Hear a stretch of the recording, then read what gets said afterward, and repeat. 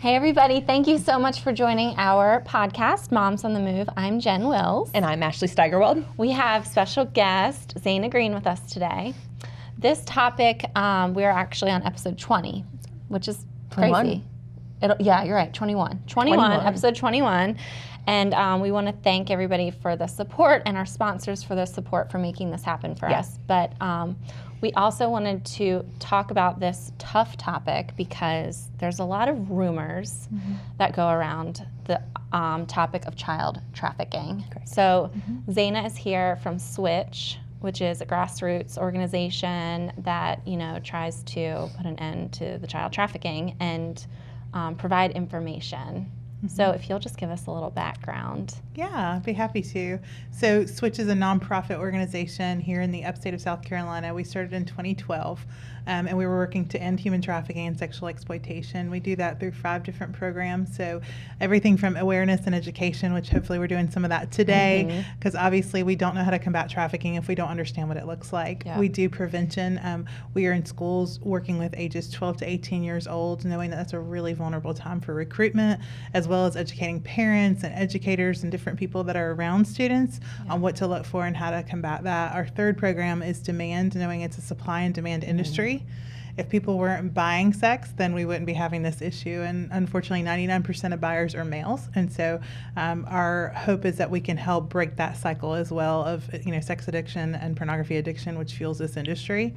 Our fourth program is intervention, where we are in detention centers, youth drop-in centers, strip clubs, different places where we know that women are vulnerable to trafficking or already are being trafficked, so that we could build rapport and say, hey, you don't have to stay here. We can give you options and choices to get out. And then our last program, restoration, knowing that when women do want help out of the program, out of the life, that we're able to provide resources and support so that they can, just rehabilitate and restore their lives.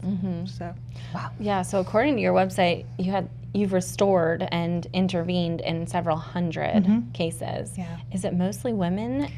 So that's actually a really interesting question for right now. But we've served over 400 and some odd women. We've had a few men, but actually in the last couple of months, we are starting to have more men reach out to us. And so we're really actually in the process of figuring out how we can support men, because obviously right now we don't have that infrastructure. And so we really are kind of considering how we can start to provide services to men. But statistically, we've seen anywhere from 25% to 50% of victims are males. It's just harder to find sometimes and harder to identify. Yeah, and probably you get some in the LGBTQ plus IA or identify as transgender. Yep. Yeah, absolutely. Wow. Yeah, last night I was looking into all this before bed, and I had told you I was doing my homework before bed, and now it's just such a disturbing topic as a parent. Yeah. I think there's a lot of misinformation out there about this, and we talked, and I was saying I think one of the biggest rumors that you hear, which is rampant, is, well, first of all, this is a fact, but we're on the 85 corridor. So we're between Atlanta and we're between Charlotte. So we know that there's child trafficking, but what does that mean to us as a parent? That means that we think people are coming to Target and people are coming to Walmart and they're going to steal our children and sell them into this sex ring. Yeah. Truly. Well, that's what you see on social media. And then it's like, oh my gosh, watch your babies because this guy. And I think what I've read from your website and all that, and everybody needs to be aware. You have to situational awareness. We talked about this with the self-defense one, obviously, but this is, I think, more insidious than people snatching kids from carts. Right. Yes, that's absolutely right. In fact, that's been a big issue. And I know over the summer in 2020, there was a huge social media push where people were talking about all this kidnapping and stuff. And so we started speaking against it and just saying, listen, the National Center for Missing and Exploited Children, out of all the children that they worked with in 2019, only 1 out of 6 were kidnapped and possibly identified as a trafficking victim. A lot of times, trafficking actually looks more like somebody that's trusted in that child's life, a family member, a friend, church leader, a teacher, a coach, someone in their life that they've built trust with. That's the most common thing that we see. Yes, kidnapping can happen, and I think it's important to be aware. Like you said, situational awareness is important. Recognizing if there's a creepy guy following you at Target or Walmart, that's concerning. That doesn't mean it's trafficking. And let's not label things trafficking until we know it's trafficking. It may just be a creepy guy at Walmart, Right. So how do you define trafficking? Give us some good definitions. Good. So trafficking is defined for adults. There has to be force, fraud, or coercion involved in the trafficking situation. So if somebody's in the commercial sex industry, because that's what we specialize in, is sex trafficking. If someone's in the commercial sex industry and they are an adult, 18 or older, then we need to see some sort of evidence of force, fraud, or coercion from a third party who is basically causing this to happen. If it's a minor, there does not have to be any force, fraud, or coercion. A minor cannot consent to commercial sex. Right. So if we see a child who is being prostituted or is in strip clubs or any of those activities online, wherever, that is immediately considered sex trafficking by law. So I think it's important to recognize that even that person who may kidnap, even if there's a kidnapper, that doesn't mean they're a trafficker. Right. Right. And so you're going to schools, you said, to provide some Schools, education. Yeah. What? So you start in like middle school? Yes, we like to start in middle school, and then we also, like I said, talk to parents because that's a vulnerable time. I think the average age that we've seen entry into trafficking is anywhere between 14 and 16 years old. And if you think about like just us when we were growing up, right? I mean, that's such a vulnerable time, trying to figure out who you are. You're building your independence. You're figuring out your sexuality. People are starting to give you attention for that. Like there's so many things happening during that time that can make you very vulnerable. And the reality is traffickers prey on vulnerabilities, whatever those are. And so when we talk to students, that's one of the things we talk about. What are your vulnerabilities? We all have them. Let's know what they are so that we can be more aware when somebody's trying to prey on those vulnerabilities. As a parent, what would you be looking out for? Yeah. So as a parent, I think it's really important to be involved in the relationships that your kids have. You know, who are they talking to? Who are they trusting? What are they doing online? That's huge. It's one of the reasons why we do parent talks, because we want parents to be empowered with information. The unfortunate thing, as quickly as technology is growing, it's hard to stay on top of it all. And I know it's really overwhelming. So even just providing parents with resources, like here's some great resources to follow to keep seeing what is the new trend, what students are on, what to look for, what are some chatting red flags? You know, what are some things that should be concerning to you? What do you do if you see those things? And honestly, we also want to talk to parents about pornography because the reality is, you know, we're seeing on our end that there are apps and technology that is trying to groom students to actually get addicted to pornography. So there may be like a sports Instagram page where your child is following to learn more about basketball, but then there's someone that's actually DMing them from there trying to get them addicted to pornography. And so what that does is it desensitizes them, right? It also increases the industry. We know 49% of victims have been filmed during pornography. And so we know that the more that there's a desire for pornography, the more that we're going to see people, you know, continue to be trafficked because there's a demand for it. Wow. And so traffic does not necessarily mean stolen. Yeah. Okay, so that's one of the myths that we're, you know, like, you know, a missing person does not mean trafficked. Yeah. And you do not have to be missing to be trafficked. That's you right. can still be living your life normal. Yeah, that's a very good point. We share, you know, I heard one survivor that said, you know, I was at school during the day, and then I'd come home and I'd go play outside in the neighborhood park, and actually I was over at the neighbor's house being trafficked. And I'd come home for dinner, my mom never knew. Wow. You know, so that kind of dynamic, we also, you know. So that was just like a trusted neighbor? Yeah, it was somebody that was a neighbor, you know, and he was recruiting the girls in the neighborhood. And she even got to the point where she was like, I was doing it because I was scared. Like, he promised that if I kept doing it, he wouldn't do it with my sister. So mom never knew, other children weren't involved, but she was being trafficked and still going to school every single day and functioning normally. And it was until her adult life that she even identified, like, that was trafficking, what happened to me. And so those kind of scenarios, we also say, you know, trafficking victims are among us. They're in the grocery stores, they're at the restaurants, they're the people that could be there, you know, at a recital with your child, because they're still moms, they're still functioning in normal society. They're not going to look chained up and in cages necessarily. Right. That does happen sometimes, but that's not the common thing that we see, because again, coercion is a really common tactic. So coercion can look like a boyfriend or somebody that's in their life that they've invited in, or even a family member. We see family trafficking a lot in South Carolina, where it's mom or dad or somebody within the family that's been trafficking that person. So a lot of times they are still functioning among us throughout the day. We're not looking for someone chained up or beat up, because again, that's not going to sell, right? So, yeah. And you're saying that it does look on the outside like what you're seeing mostly is that they appear normal, functioning. Yeah. Gosh, that is just like, you know, you think of like the movie, this is so naive and silly to say, but like you think of the movie Taken. Yeah. you know, and like she's taken and then sold into like she went missing. She's not around. We know to look for her, but that's really not the case. In fact, one of our staff members actually tell a story a lot that one of the women that came through our program recently, like they had like 30 mutual friends on Facebook. You know, these are people we know. I mean, in my church, I've had women come up to me and say, I've been trafficked. Yeah, this is what's went on. Like, we just don't realize how common that really is. So do the victims reach out to you mostly? Yeah. So it's kind of several scenarios that see people will come to us. One is obviously even just through our awareness and education, people will hear our story or hear what we're doing and go, oh my gosh, that's my niece. Or that's my daughter, or that's whoever. And so then they reach out for help. Also with our community partners, there's just so many great nonprofits here in the upstate. And so they know that if there's something going on with someone and they need help with trafficking, they call us. And then, of course, with our intervention efforts, if we're in a detention center and a woman may be in for drug charges, let's say, but really she's got a trafficker, and when she leaves, she's going to have a trafficker, and she builds relationship with us, gets to know that we have a program that can help support her. A lot of times that's where she'll say, okay, like I really do need help. Thank you. You know, I want to receive these services. I'm glad you're here to talk to me. And so lots of varieties of ways people connect to us. So what does that recovery look like? I can imagine it's multifaceted. Oh, yeah. You've got physical trauma, emotional trauma. So what does that process look like? Or where to even begin? Yeah, so it's, first of all, it's very messy.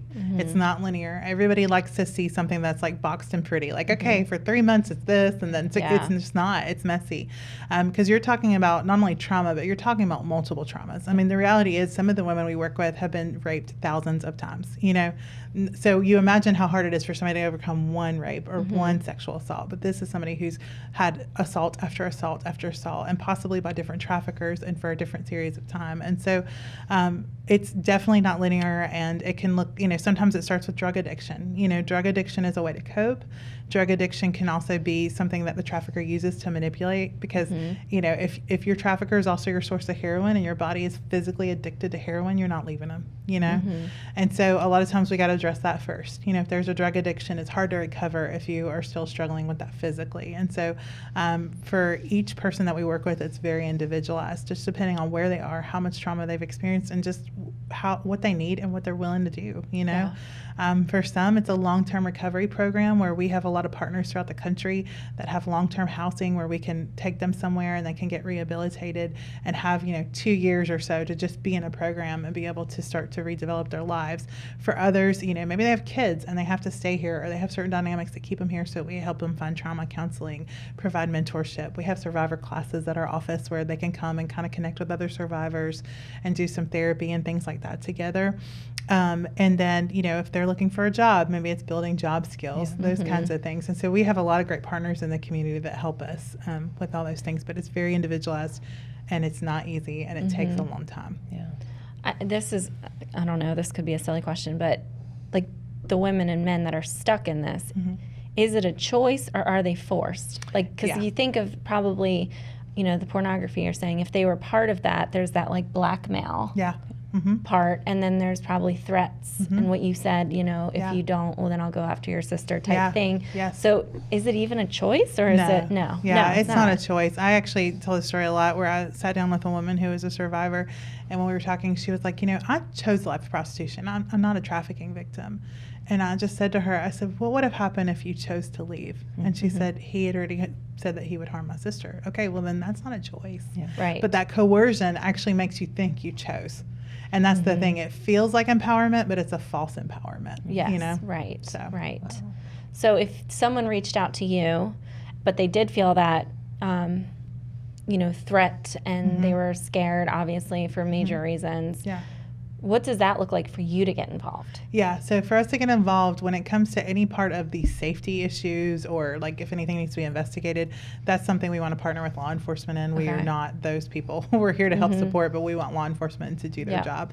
And so we have some great investigators and people that are in our community that will work, you know, to kind of help with that. So if there's someone that's needing help or needing, you know, that piece of it, we want to connect them and we'll support them in that process, because that's really hard to disclose, you know, whatever's going on to someone in law enforcement. But I'll be honest, a lot of times they don't want to report, whether it's fear. You know, a lot of times traffickers will even say, like, you'll be arrested for prostitution if you share.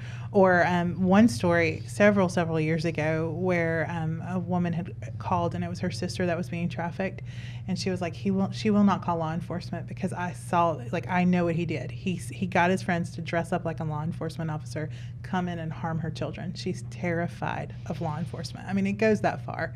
Like, manipulation goes that far. This is not like a casual thing. This is a well thought out plan. Like, these traffickers study the same thing psychologists study.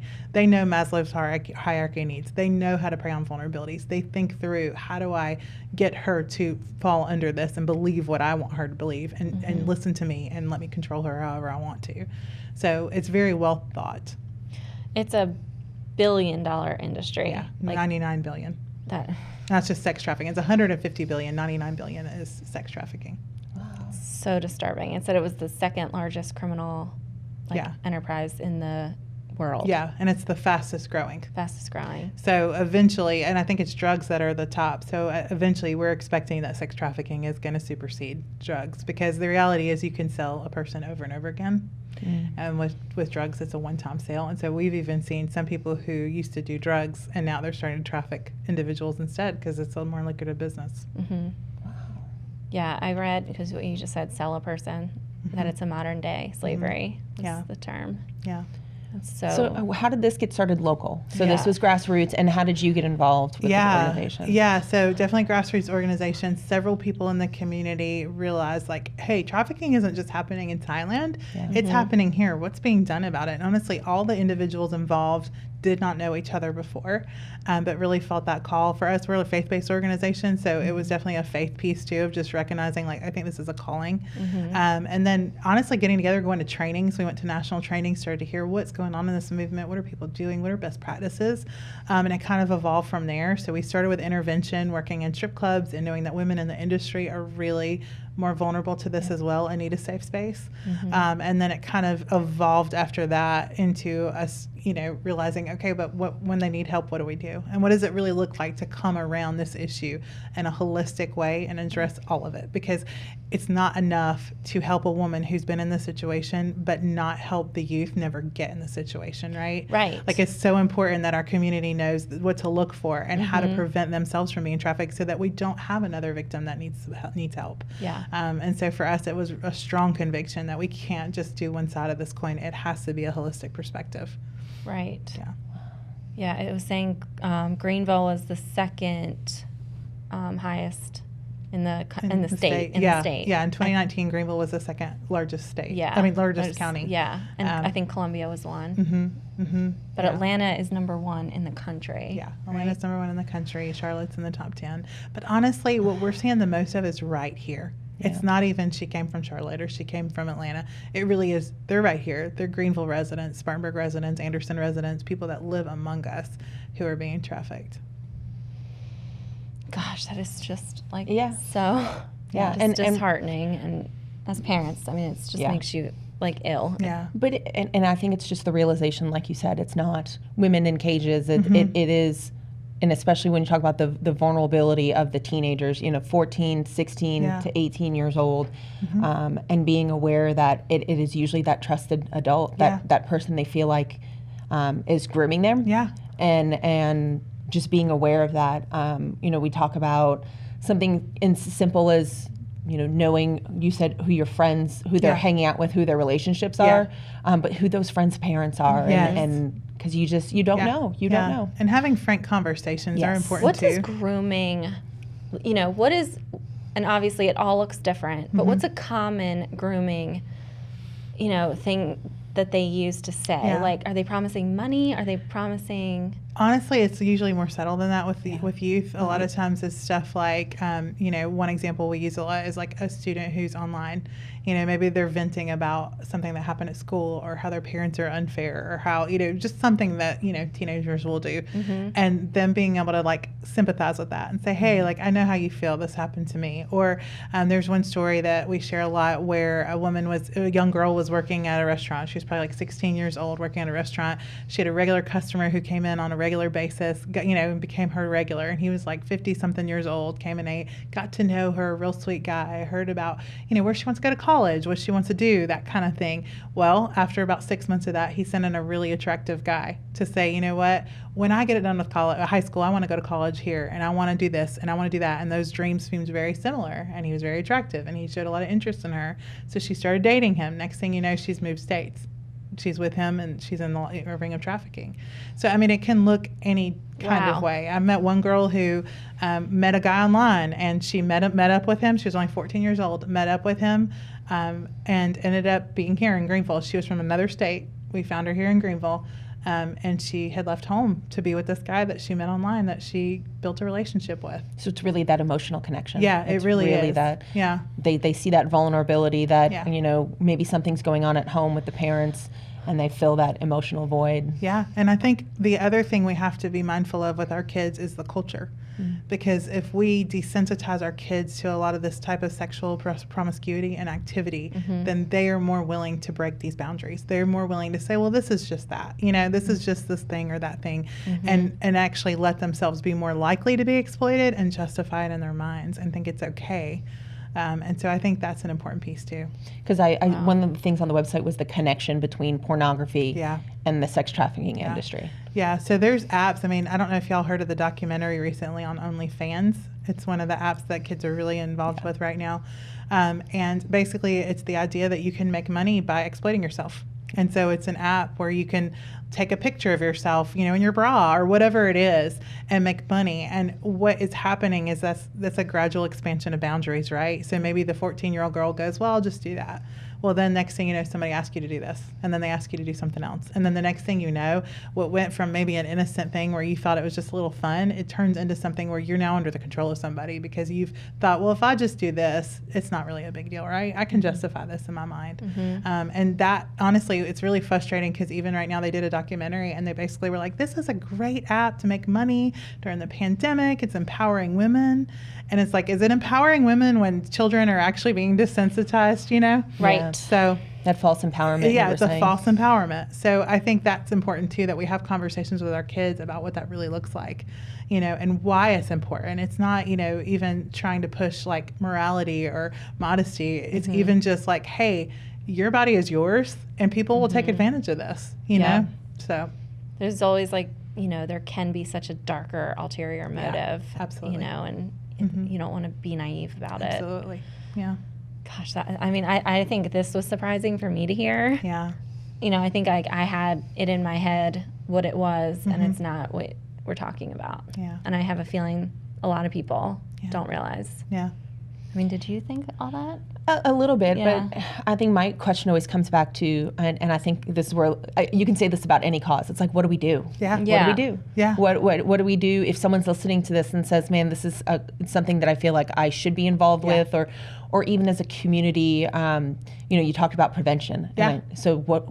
Yeah, that's a great question. Yeah. So I think first it's getting awareness. So if this is something that you want to learn more about, please reach out to us. Our website is switchsc.org. You can request a speaker. We speak for free anywhere. We'll do virtuals right now if that's helpful, but we will educate the community however we can to help combat this. We'll also do free parent talks. We will talk to your youth. So if your youth is connected to a club, a group, or at their school, ask their school. Can Switch come in and do a prevention talk? We also love having volunteers involved that can connect with us and help support all the different programming. And it doesn't necessarily mean you have to work with people who are in the industry. So if you're someone who's like, hey, that makes me uncomfortable, well, maybe we can, educate you so you can educate other people and you can help teach some of the awareness stuff that we do. Or maybe you can help with some of our events. We have a golf tournament in May. We have a gala in November every year to help raise funds. So obviously donations are really important to help us do the work. Like I mentioned earlier, right now, we're looking at expanding for men. That's going to cost money, and so it costs money to do all this work. And so anytime that somebody wants to donate, if that's what you feel led to do, we definitely appreciate the support. Yeah. And if someone thinks, if they heard something today that struck a bell of, oh man, yeah, I think I know somebody where would they begin? Yeah, we if it's something where you think they want services, just call us. Our office number is 864-350-0281, and then we can go from there. Obviously, if it's something that law enforcement needs to get involved in, just call 911 and have them get involved. We prefer that you don't call us and you call law enforcement for those things so that it gets responded to quickly. So definitely call law enforcement if it's something like where you want to report a tip or something like that. Okay. Well, thank you so much for coming. This was, I think, very, very informative. And I do hope that someone gets something from this. And I didn't realize how prevalent it was and how innocent it starts. Yeah, absolutely. Yeah, thank you to for anybody. having me on. Yeah, you're it's welcome. Important, I know. And do your website one more time. I want to make sure people get it. So it's switchsc.org. You can also find us on Facebook and Instagram just to stay connected to learn more about what we're seeing. We try to use those as resources to educate our community as well. Well, thank you, Zaina, for coming. Yeah, thank you. I really appreciate that. Wonderful. Thank you, everybody, for tuning in. We hope this was beneficial to you. And we just real quickly want to jump off and talk and think about. I want to think about our sponsors. We would like to thank our sponsors. And we think about them. It's a new word. So thank you to Wilson Associates. Yep, Wilson Associates Real Estate, 213 East Broad Street, downtown. Yep. We are everywhere, luxury real estate at every price point. Yep. So Wilson Associates Real Estate. We wanted to thank Parham Smith Archenhold and Blackacre Closing Attorneys because they are awesome and they're currently doing a great deal for me. It's going very well. Well, thank you again, and we look forward to seeing you next time.